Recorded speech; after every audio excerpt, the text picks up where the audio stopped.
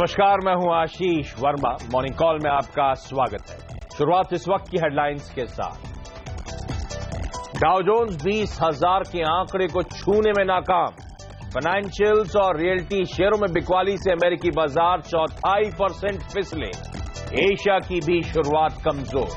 Ajax Nifty पर दबाव।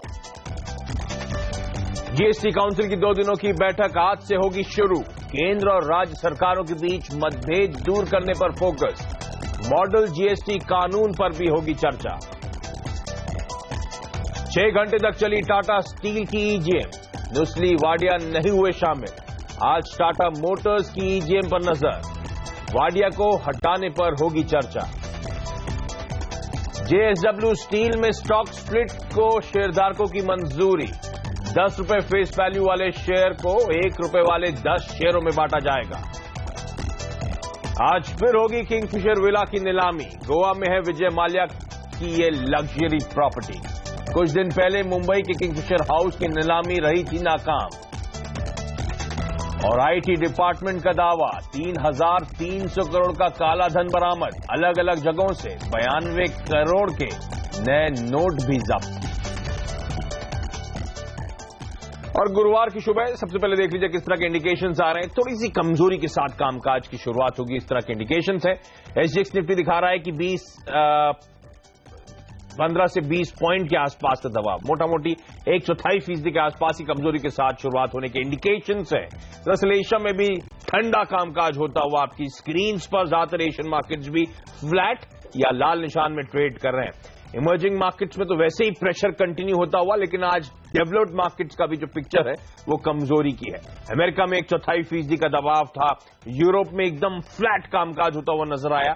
उन मार्केट्स में बाइंग कल के ट्रेडिंग सेशन में नदारत थी। ऐसे में सीएनबीसी आवाज के मार्केट एडिटर अनिल सिंघवी का मानना है कि इंडियन मार्केट्स में निफ्टी में आपको बिकवाली करने के आज मौके ढूंढने चाहिए। तो अनिल की रणनीति क्या है? अनिल के साथ साथ बाजार के एक और जाने माने एक्सपर्ट एंजल ब्रोकिंग के समीत चौहान भी मेरे साथ जुड़ेंगे। उनसे भी उनकी स्ट्रैटेजी जानूंगा, लेकिन पहले ग्लोबल संकेत, क्योंकि पहले क्यूज हमें वहीं से मिलते हैं। और मेरे साथ मेरे सहयोगी नीरज वाजपेयी अब जुड़ते हुए। नीरज, ग्लोबल मार्केट से क्या संकेत है? डेवलप्ड मार्केट्स भी ठंडे पड़ते हुए नजर आ रहे हैं? नहीं, बिल्कुल ऐसा नहीं है। ग्लोबल मार्केट्स की जो तस्वीर है बहुत ही इंटरेस्टिंग है। तो जो 20,000 का लेवल है डाउ जोन्स के लिए एक साइकोलॉजिकल लेवल है, लेकिन वहां के लोग भी इसको बहुत एंजॉय कर रहे हैं। और कल वो 13 पॉइंट तक कम रह गया, अदरवाइज टच होता। लेकिन जो बुआयंसी है, जो खरीदारी वहां पे, वो इंटरेस्टिंग है। कल हालांकि फाइनेंशियल और हेल्थ केयर स्टॉक्स ने थोड़ा सा अगर सपोर्ट करते तो ये 20,000 का ब्रीच हो जाता, लेकिन नहीं हुआ। वहां की जो तमाम रिपोर्ट्स है, बैंक ऑफ अमेरिका का ये कहना है कि 1950 में ऐसा पहली बार हुआ था जब बॉन्ड यील्ड इस तरह से बढ़ी थी जिस तरह आज बढ़ रही है। और वो इंडिकेट करता है कि मल्टी ईयर बुल रन जारी होगा। जो 2013 से शुरू हुआ है वो 10 साल तक भी चल सकता है, जो 1950 में चला था। तो सिनेरियो को वो मिरर कर रहे हैं कि उस समय भी यही स्थिति थी बॉन्ड मार्केट की, यही स्थिति थी डाउ जोन्स और S&P की, जो इस तरह से बढ़े थे। तो अब वहां पे इस बात पे डिबेट नहीं है कि 20,000 कब ब्रीच होगा या कितना ब्रीच होगा। अब डिबेट इस बात पे है कि ये बुलरन जो शुरू हुआ है ट्रम्प रैली के नाम से या सेंटा रैली के नाम से, ये कितना लंबा चलेगा और कहां तक जा सकता है। इमीडिएट जो टारगेट्स दिए जा रहे हैं इस 2017 कैलेंडर ईयर के, वो डाउ जोन्स में 1,000 पॉइंट की रैली बता रहे हैं कि इमीडिएटली आएगी। इंटरेस्टिंग ये है कि फंडामेंटल्स इसको सपोर्ट कर रहे हैं। लोग ये कह रहे हैं कि जो इतने दिनों तक फेड ने अपनी पॉलिसी अपनाई है वही वजह है कि ये रैली आगे कंटिन्यू होती हुई दिखेगी। लेकिन बहरहाल इंटरेस्टिंग है, क्रूड और गोल्ड में बहुत ज्यादा मोमेंटम नहीं था, थोड़ा सा क्रूड सॉफ्ट हुआ है, लेकिन वहां से कोई चिंता नहीं है। इंटरेस्टिंग यही है कि वहां खरीदारी जारी है। ये थोड़ा बहुत ऊपर नीचे चल रहा है क्योंकि छुट्टियों का मौसम, इसलिए बहुत ज्यादा वॉल्यूम में दिख नहीं पाई, शायद इस वजह से। तो हो सकता है इस हफ्ते, नहीं तो अगले हफ्ते आपको 20,000 ब्रीच होता हुआ दिखेगा। यूरोपियन मार्केट कोई खास क्यूज वहां से नहीं है। थोड़ी चिंता है कि अब कैसे चीजें सेटल होती हुई दिखेंगी, लेकिन संकेत बुरे नहीं कहे जा सकते। ग्लोबल मार्केट अभी भी इंटैक्ट है अपनी रैली के साथ। ओके, रैली इंटैक्ट है, लेकिन कल लाल निशान के साथ जरूर अमेरिकन मार्केट क्लोज होते हुए नजर आए। तो दिन के हाई से तो प्रेशर थोड़ा सा ज्यादा आपको नजर आएगा, लेकिन वो साइकोलॉजिकल बैरियर है, उस बैरियर को कन्विंसिंगली क्रॉस करने में थोड़ा समय लग रहा है।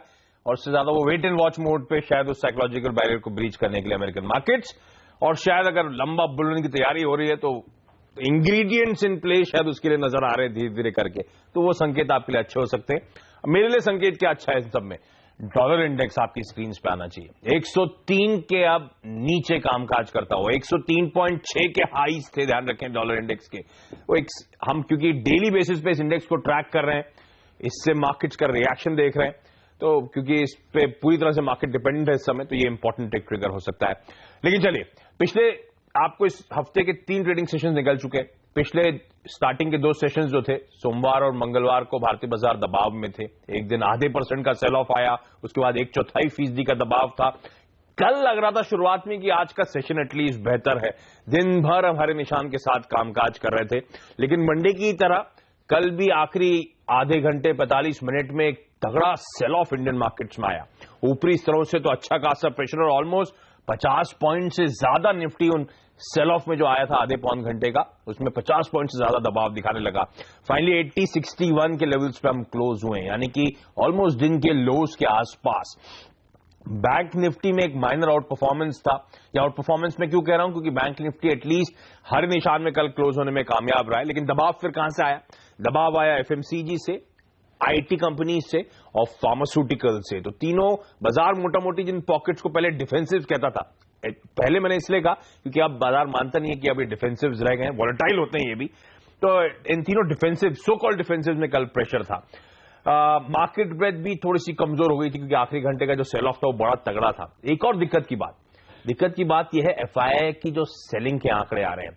बीते पूरे हफ्ते बिकवाली थी 3600 करोड़ रुपए की। इस हफ्ते के शुरुआती 2 सेशंस में 500-600 करोड़ का आंकड़ा आया था बिकवाली का, और बुधवार का जो आंकड़ा आया है वो और दिक्कत वाला है। ऑलमोस्ट 1200 करोड़ रुपए एफआईआईज ने कैश मार्केट में कल बेचा है। लकीली इस समय तक तो डीआईआई यानी कि घरेलू संस्थागत निवेशक मैच करने की कोशिश कर रहे हैं, तो कल 1000 करोड़ रुपए के आसपास की वाइंग वहां से आई है। लेकिन अगर डीआईआई नदारत हुए तो ये प्रेशर बढ़ सकता है, एक बात का वो डर जरूर है। चलिए, मैंने तमाम क्यूज हाईलाइट करें। इन क्यूज का क्या मतलब है मेरे लिए, आज किस तरह का सेशन देखने को मिल सकता है। सीएनबीसी आवाज के मार्केट से रिटर्न अनिल सिंह भी अब मेरे साथ जुड़ते हुए। अनिल जी हाय, गुड मॉर्निंग। डॉलर इंडेक्स थोड़ा ठंडा पड़ रहा है, लेकिन एफआईआई के सेलिंग के आंकड़े तो बढ़ते ही चले जा रहे हैं सर। ऐसे में आज के लिए रणनीति क्या होगी? क्या लेवल्स को वॉच आउट करूं, ट्रेड क्या रखूं निफ्टी पर? गुड मॉर्निंग आशीष। जब तक 8125 के ऊपर जाकर बाजार टिके नहीं, तब तक शॉर्ट पोजीशन भी नहीं काटनी चाहिए और तेजी के बारे में तो फिलहाल नहीं सोचना चाहिए, क्योंकि सेल ऑन राइज का मार्केट है और लगातार 6 सेशन से बाजार इसी तरह का रुझान दिखा रहा है कि ऊपरी स्तरों पर बिकवाली होती हुई दिख रही है। तो और आखिरी घंटे आधे घंटे में जो बिकवाली बढ़ती है वो थोड़ा सा कॉन्फिडेंस तोड़ने वाली है। और कल के सेशन के तो आंकड़े भी काफी खराब है।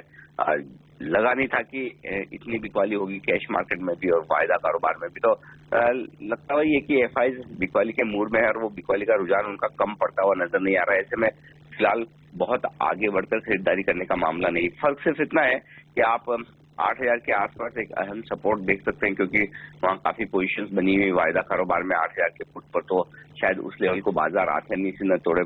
7975 8000 वो रेंज होगी जहां पर बाजार सपोर्ट लेने की कोशिश करेगा, और वो सपोर्ट काफी हद तक शॉर्ट सेलर्स की तरफ से आ सकता है। वो अपनी पोजीशन वहां पर मुनाफा वसूली करने के हिसाब से बुक करेंगे, लेकिन किसी भी लेवल से मार्केट 50 पॉइंट भी निफ्टी पर रिकवरी नहीं दे रहा है। ये बड़ी दिक्कत की बात है। तो मैं ये कहूंगा कि 8100 के ऊपर टिके तो शॉर्ट काटिए, 8150 के पार निकलकर टिके तब तेजी के बारे में सोचिए। जब तक ये 2 लेवल्स ऊपर की तरफ आपको नहीं दिखते हैं, तब तक आपको यही मानकर चलना है कि आपको नीचे जाना है। और नीचे जाने के लिए पहला अहम लेवल 8000 है।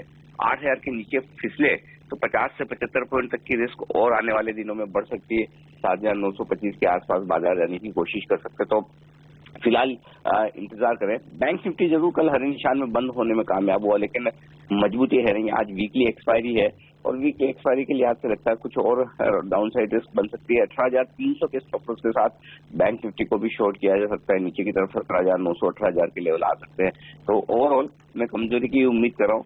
फर्क सिर्फ इतना है कि अगर हर रोज की तरह मजबूत न खुले और पहले कमजोर हो जाए तो निचले स्तरों से थोड़ी रिकवरी आ सकती है। लेकिन दिक्कत यही कि हर रोज खुल मजबूत रहे या कम कमजोर खुल रहे हैं और बाद में दिक्कत बढ़ रही है। बिल्कुल, कॉन्फिडेंस खराब हो चुका है। दिक्कत की बात, किसी भी लेवल से एक सस्टेन्ड रिकवरी नहीं नजर आ रही। हर लेवल्स पे प्रेशर आता है और आखिरी आधे एक घंटे का जो बिकवाली का दबाव इस हफ्ते हमने 2 बार आता हुआ देखा है, वो वाकई डराने वाला है। तो एफआईआई पूरी तरह से बिकवाली के मूड में और इनफैक्ट बिकवाली और एग्रेसिव होती हुई आपको नजर आएगी। 8000 जो अनिल कह रहे हैं वहां पे शायद रुकता हुआ नजर आए, इसीलिए भी ध्यान रखें क्योंकि पुट के में 8000 के लेवल्स पे मैक्सिमम ओपन इंटरेस्ट बिल्डअप है। तो एक होप है कि वो लेवल्स से शायद ब्रीच ना करें, उस लेवल्स पे हम सपोर्ट लेते हुए नजर आए। बैंक्स के लिए आज से इंपॉर्टेंट, आज गुरुवार है तो बैंक निफ्टी की आज वीकली एक्सपायरी होगी, तो ऐसे में रणनीति क्या होनी चाहिए। एक और एक्सपर्ट को अपने साथ जोड़ते हैं। एंजल ब्रोकिंग के समीत चौहान अब मेरे साथ जुड़ रहे हैं। समीत हाय, गुड मॉर्निंग। क्या कहती है सर आपकी चार्ट्स की रीडिंग, बुलिशनेस कायम है क्या? गुड मॉर्निंग आशीष। यस, अभी अगर डायरेक्शनली बात करें तो यस, हमारा जो ऑप्टिमिस्टिक व्यू है अभी भी मेंटेन होगा। उसका रीजन है कि वीकली चार्ट पे काफी इम्पोर्टेंट एक पैटर्न बना था 3-4 वीक पहले, और वो अभी भी मेंटेन है। तो जब तक वो निगेट नहीं होता है तब तक हर एक डिक्लाइन में हम बाइंग अपॉर्चुनिटी देखेंगे। हालांकि लास्ट 3 दिनों में जैसे हम एक्सपेक्ट कर रहे थे वैसे मूवमेंट नहीं आई है मार्केट में, ऊपरी लेवल से अच्छा खासा सेलिंग प्रेशर आया हुआ है, और अभी हम 8056 जो एक इम्पोर्टेंट स्विंग लो था उसके आसपास ही ट्रेड हो रहे हैं। तो डायरेक्शनली व्यू पॉजिटिव रहेगा, बट मार्केट में वॉल्यूम भी ज्यादा नहीं है, तो ये वीकनेस को हम उतना वेटेज भी नहीं दे रहे फिलहाल। तो यहाँ पे हर एक डिप में बाइंग की सलाह होगी। ओवरऑल हर एक डिप में बाइंग की सलाह होगी, ज्यादा मेजर डाउनसाइड हम एक्सपेक्ट नहीं कर रहे। बट अगर आज के लिए कोई स्ट्रैटेजी रखनी है तो यहाँ पे एकदम छोटा स्टॉप लॉस है, बट वो 1 घंटे के क्लोजिंग के बेसिस पे है 8040।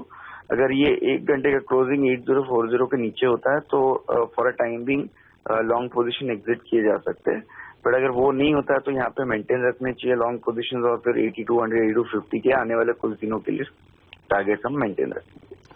ओके, तो थोड़ा सा ऑप्टिमिस्टिक व्यू आता हुआ समीत की तरफ से, किसी भी गिरावट में खरीदारी करने के मौके होंगे। तो अगर आज एसजीएक्स भी दिखा रहा है कि कमजोरी के साथ शुरुआत होगी तो शायद बेहतर लेवल्स होंगे खरीदारी करके चलने के लिए। अनिल भी वो कह रहे थे कि अगर थोड़ा सा प्रेशर आता है तो शायद ट्रेंड रिवर्सल आपको थोड़ा सा देखने को मिले, तो कमजोरी में खरीदारी करके चलें 8040 के स्टॉप के साथ 8200 के टारगेट्स के लिए अप्रोच करने की सलाह। अच्छा समीत, कोई स्टॉक स्पेसिफिक आइडियाज हो तो वो भी शेयर करें। जी हाँ, हमने लास्ट 3-4 दिनों में एडीएजी स्टॉक्स में एक अच्छा खासा ट्रैक्शन दिखा हुआ है। कल भी हमने अच्छी खासी मूवमेंट देखी थी रिलायंस कैपिटल में, तो इसमें बाइंग की सलाह होगी। टारगेट यहाँ पे 474 475 का टारगेट होगा, और यहाँ पे 444 के स्टॉप लॉस से इसमें खरीदारी की जा सकती है।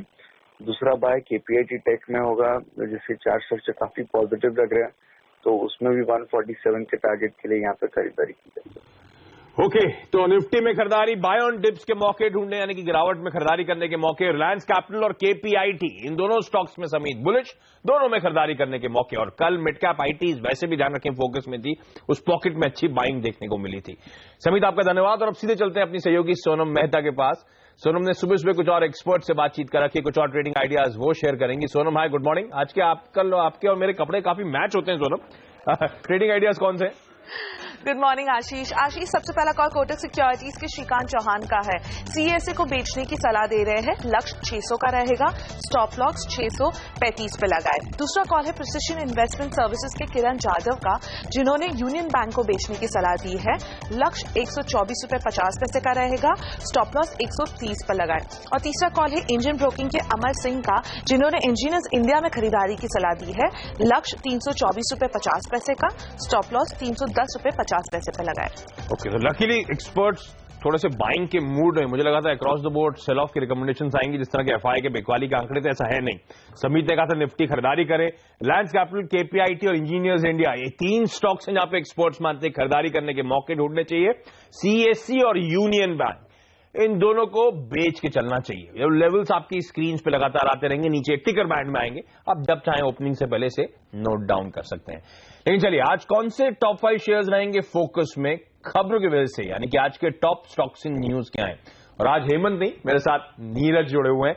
नीरज, कौन से स्टॉक्स रडार पर रहेंगे? देखिए, पहला स्टॉक जेएसडब्ल्यू स्टील होगा, और जहां पे स्टॉक स्प्लिट की खबर आई है, शेयर होल्डर्स ने इसको मंजूरी दी है। 1:10 यानी 10 रुपये वाला एक शेयर जो है उसको 10 हिस्सों में तोड़ा जाएगा, 1 रुपये का हो जाएगा। तो स्प्लिट की वजह से एक अच्छी खबर है, स्टॉक में मूव देखने को मिल सकता है। एमपी डिस्टिलरीज अगला स्टॉक होगा, और यहाँ इनका जो होटल है उसके जो है करीब 2 करोड़ शेयर्स एमपी होटल्स के बेचने की तैयारी है। 26 तारीख को बोर्ड बैठक है जिसमें अंतिम फैसला लिया जाएगा। साउथ इंडियन बैंक को नजर में रखिए, क्योंकि यहाँ पे राइट्स इशू का भाव तय कर दिया गया है 14 रुपए के आसपास, और 1:3 का रेशियो होगा। इसके अलावा बामर लॉरी, एक और सरकारी कंपनी बोनस इशू के साथ आ रही है। और आपको ध्यान होगा तमाम सारी ऑयल कंपनीज को ये बोला गया था, तो बामर लॉरी भी ऑयल के बिजनेस में है, लुब्रिकेंट में, तो इनको भी बोला गया, तो ये भी बोनस इशू को लेकर आ रहे हैं। इस वजह से स्टॉक में एक तेजी देखने को मिल सकती है। और KDDL जो लग्जरी वॉचेस के बिजनेस में है, इस स्टॉक में ध्यान रखिए कि इसमें जो प्रोमोटर को कन्वर्टेबल वारंट्स दिए जा रहे हैं वो उनका प्राइस 265 रुपए जो करंट मार्केट प्राइस से काफी ऊपर का है, तो ये स्टॉक में भी रडार पर रखना चाहिए, नजर रखनी चाहिए। ओके, तो ये तमाम वो स्टॉक्स हैं जो खबरों की वजह से आज हरकत में रहेंगे। आपकी स्क्रीन पे आपको एक रैपअप आएगा, इन स्टॉक्स को अपने रडार पर रखें। लेकिन चलिए मैं अब मूव करूंगा अब तक के हमारे टाइम्स में सबसे बड़े इंडियन कॉर्पोरेट जगत का जो बैटल चल रहा है, बोर्डरूम बैटल जिसे हम कह रहे हैं, उसकी अपडेट्स को लेकर मैं बात कर रहा हूं। साइरस वर्सेस टाटाज वर्सेस, अब तो नुस्ली वाडिया को इसमें आप जोड़ सकते हैं। कल लगभग 6 घंटे चली टाटा स्टील की EGM में डायरेक्टर्स नुस्ली वाडिया को हटाने पर वोटिंग हुई। 93 शेयरधारकों ने वोटिंग की और ज्यादातर शेयरधारकों ने रतन टाटा का समर्थन किया। नुस्ली वाडिया इस EGM में नहीं पहुंचे और उन्होंने आरोप लगाया कि हाल की EGM में एक तरफा फैसले लिए गए हैं। इस EGM के बाद अंतरिम चेयरमैन OP भट्ट ने सफाई दी कि कंपनी के कामकाज में टाटा सन्स का कोई दखल नहीं है और कोरस की खरीद के लिए इंडिपेंडेंट डायरेक्टर्स की मंजूरी ली गई थी। साथ ही आपको यह भी बता दें कि आज टाटा मोटर्स की भी EGM होने वाली है और इस कंपनी में टाटा सन्स की करीब 32.5% हिस्सेदारी है। इसके अलावा आज के इवेंट्स कैलेंडर पर नजर डाल लीजिए, यानी कि आपकी और हमारी नजरें कहां होनी चाहिए। GST काउंसिल की 2 दिनों की बैठक आज से शुरू होनी है।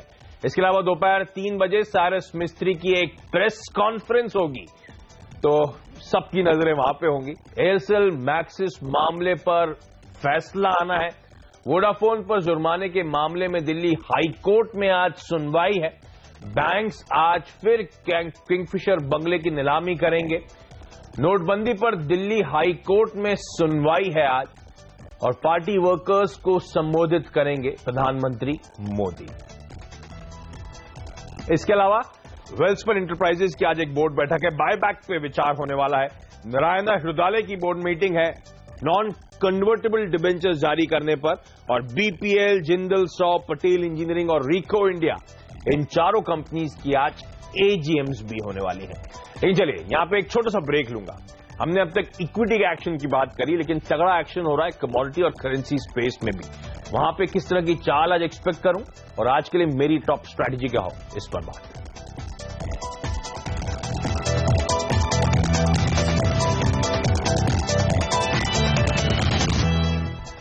ब्रेक के बाद आपका स्वागत है और अब बात करते हैं कमोडिटी और करेंसी मार्केट्स की। अंतर्राष्ट्रीय बाजार में क्रूड के दाम में करीब 1% की गिरावट आई है और ब्रेंट क्रूड $54 के स्तर पर इस समय कामकाज कर रहा है। गिरावट क्यों आई है?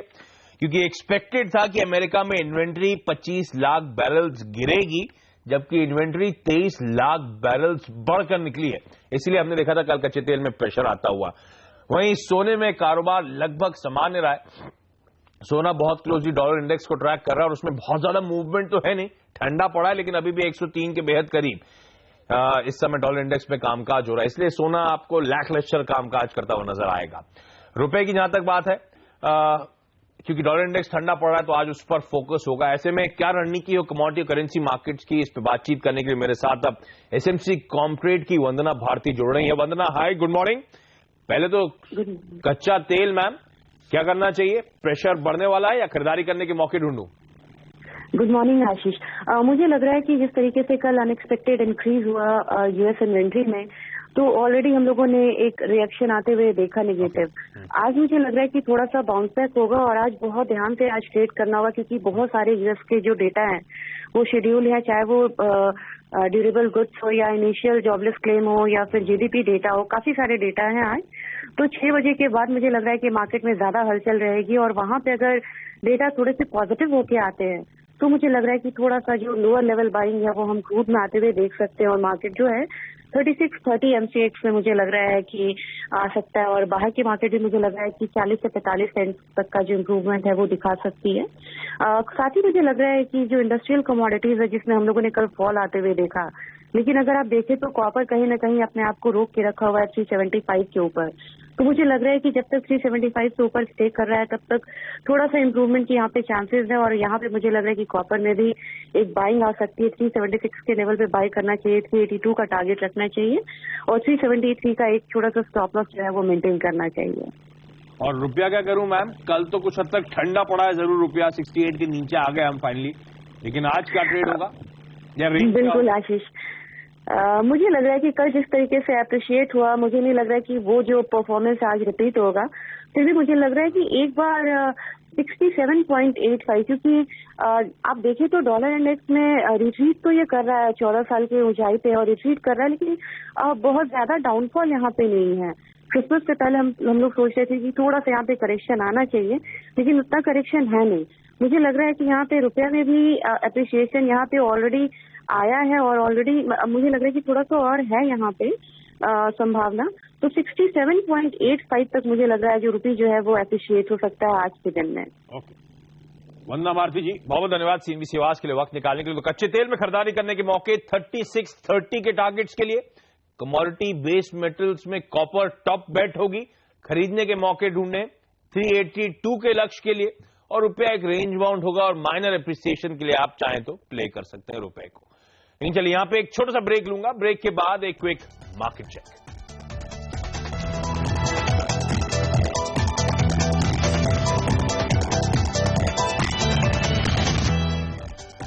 ब्रेक के बाद आपका स्वागत है और एससीसीपी दिखा रहा है कि हल्की कमजोरी, हल्की सुस्ती के साथ भारतीय बाजारों में आज कामकाज की शुरुआत होगी। दरअसल ग्लोबली इक्विटी मार्केट थोड़े से अटकते हुए नजर आ रहे हैं। हमारे लिए दिक्कत की बात कि एफआई की सेलिंग बढ़ रही है। कल 1200 करोड़ रुपए के आसपास एफआई ने कैश मार्केट में बिकवाली करी है और आखिरी आधे एक घंटे में जो बिकवाली का प्रेशर आ रहा है उससे कॉन्फिडेंस, उससे सेंटिमेंट्स इंडियन मार्केट्स में बिगड़ते हुए 8000 के पुट पे बड़ा स्ट्रांग बिल्डअप है, तो होपफुली वो एक सपोर्ट के तौर पे उभर के आएगा। लेकिन ध्यान रखें बैंक निफ्टी की आज वीकली एक्सपायरी का दिन भी है क्योंकि आज गुरुवार है।